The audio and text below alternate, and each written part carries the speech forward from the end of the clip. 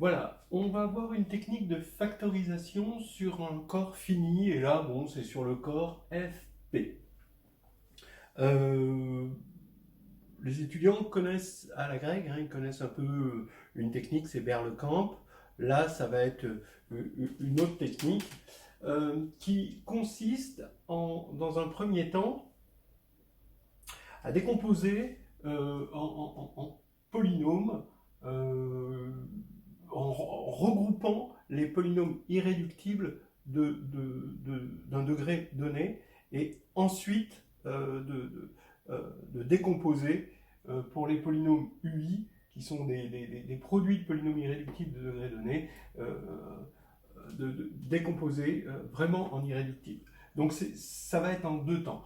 Même s'il y a un temps zéro, mais ça c'est commun avec Berlekamp, c'est-à-dire on commence par se débarrasser des multiplicités. C'est-à-dire qu'on suppose, on va partir d'un polynôme f sur fp de x, tel que f se décompose en polynôme 2 à 2 distincts, irréductibles, bon unitaires, hein, f est unitaire, et on va avoir ici une décomposition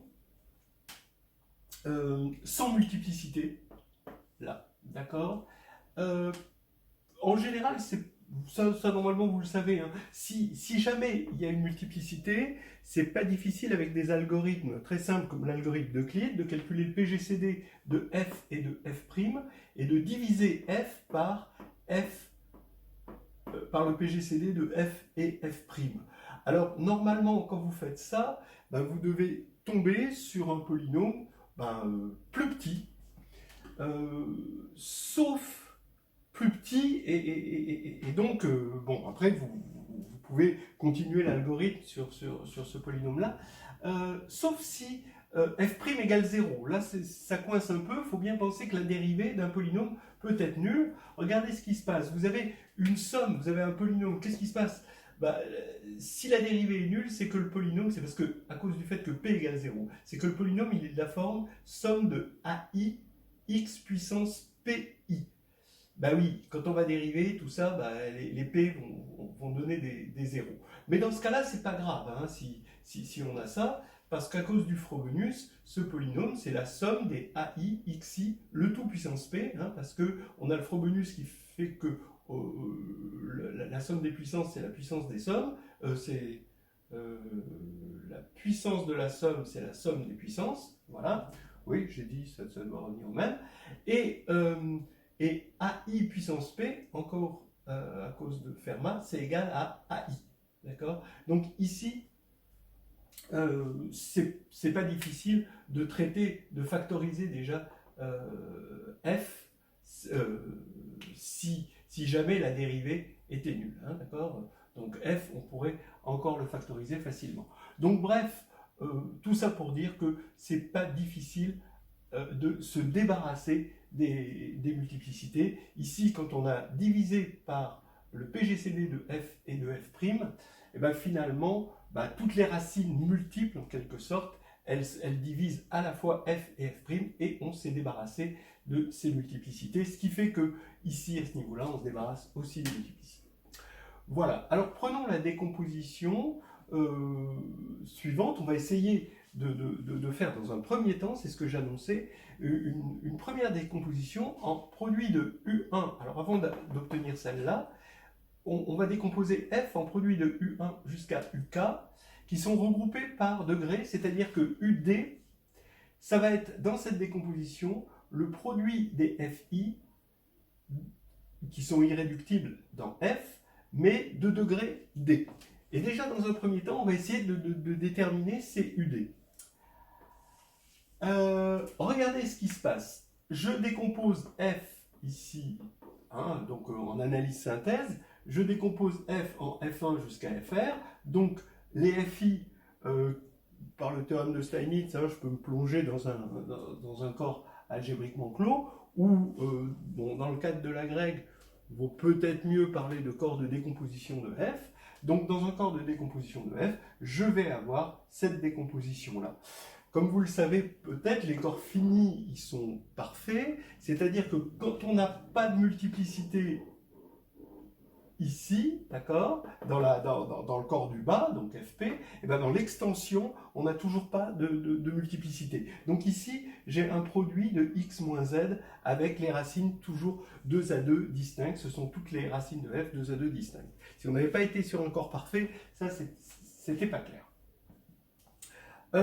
Maintenant, on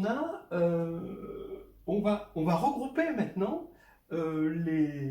ces x moins z en produit de x moins z où z est de degré d. Alors je dis degré d, je ne sais pas si c'est comme ça que ça se dit vraiment, mais ce que je vais appeler de degré d par définition, ça veut dire que le polynôme minimal de z, donc c'est un raccourci pour dire que le polynôme minimal de z sur fp, hein, évidemment, est de degré d. D'accord, ce qui revient à dire que comme fp de z, c'est le quotient de fp de x quotienté par le polynôme minimal de z, ça vous connaissez, c'est les corps de rupture. Donc c'est un polynôme, c'est un corps, ce corps de rupture, c'est un corps de degré d sur fp, et par unicité d'un corps fini de degré d sur fp, c'est f indice p puissance d. D'accord ? Voilà. Donc ça c'est équivalent. Est-ce que c'est équivalent? Oui. Maintenant, c'est équivalent aussi à dire que puisque z il est là-dedans, ça implique que z puissance p d égale z, mais avec d minimal, hein, d'accord? Parce que s'il y en avait un plus petit, et bien ici on aurait le plus petit qui apparaîtrait ici. Et inversement, dans l'autre sens, si z puissance p d égale z avec d minimal qui vérifie ça, alors on a forcément ça. D'accord? Voilà. Donc ça, c'est une petite façon de comprendre les UD, c'est-à-dire que les UD, c'est qu'on a regroupé les produits de x moins z pour z ayant un polynôme minimal de degré d donné. Alors allons-y. Vous prenez d'abord pour d égale 1. Qu'est-ce que c'est? On va regarder le produit des x moins z pour le degré de z égale 1. C'est intéressant. Je vous signale au passage que quand je dis ce produit-là, si il n'y a pas de z de degré 1, un produit sur l'ensemble vide, c'est une convention bourbachiste, c'est 1. Et ça tombe bien, hein, d'accord? C'est ça qu'on veut. Donc, ici, ça veut dire quoi z de degré 1? Ça veut dire que le polynôme minimal de z est de degré 1, donc c'est que c'est x moins z, ça veut dire que z il est sur fp. D'accord? Donc ça veut dire que je regarde là-dedans le produit des polynômes qui sont de la forme x moins z avec z sur fp. Hein, d'accord? Et bien, z sur fp, c'est là, ça je vais appeler p indice d égale xpd moins x.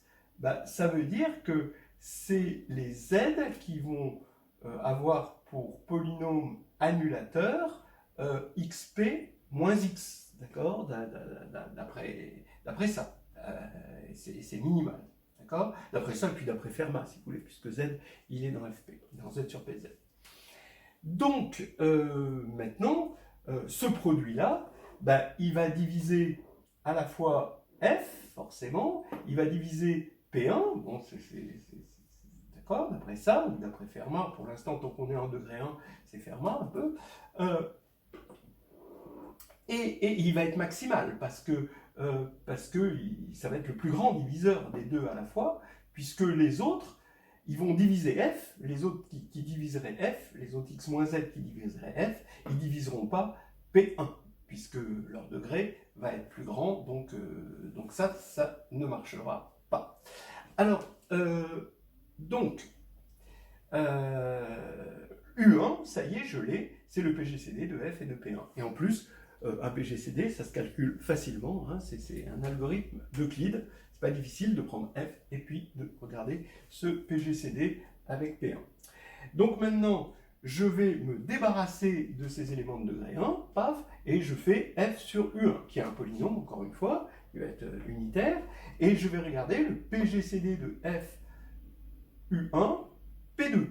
Évidemment, ben là, qu'est-ce que je vais avoir? Ben pour la même raison, en fait, je vais avoir le produit des x moins z avec z de degré, ben donc, qui vont être dans le diviseur de f, qui vont être de degré 2, donc qui vont vérifier aussi z puissance p2 égale z, mais qui ne vérifieront pas z puissance p égale z, puisque ceux-là ont été éliminés, et donc je vais bien avoir le produit, je vais avoir exactement le produit des x moins z pour z de degré 2. Donc c'est ce que j'ai appelé U2. Etc., etc. Maintenant, je prends le PGCD de f sur U1, U2. Donc, j'élimine au fur et à mesure les éléments de degré 1 et de degré 2 qui sont dans f. Et je veux regarder les éléments de degré 3. Et donc, pour cela, ces éléments de degré 3, ils vont être aussi racines de ceci. Et c'est ainsi et seulement si. Parce qu'on a éliminé les éléments de degré 1 et de degré 2. Voilà. Et donc d'une part, je décompose f en produit de f1 jusqu'à fr et les f1 jusqu'à fr en x moins z. D'autre part, je décompose f par ceci en décomposant dans un premier temps en les UD et ensuite en décomposant UD en éléments de degré D. Donc, quand on va décomposer un FI qui est de degré D, d'accord, bah, forcément, quand il va se décomposer, ça va être en pi de x moins z, et tous les z qui sont là, bah, ils annulent FI, et comme FI est irréductible, c'est le polynôme minimal de ces z-là, d'accord? Donc, en décomposant de deux manières, d'une part, f, produit de FI. D'autre part, f égale ce produit-là, puis ce produit comme ceci, d'accord? Eh bien, on va identifier les deux décompositions en irréductibles par le théorème fondamental de l'arithmétique, par la factorialité des anneaux de polynômes, et on va avoir en identifiant que chaque UD, c'est le produit des FI pour le degré de FI égale D. Voilà.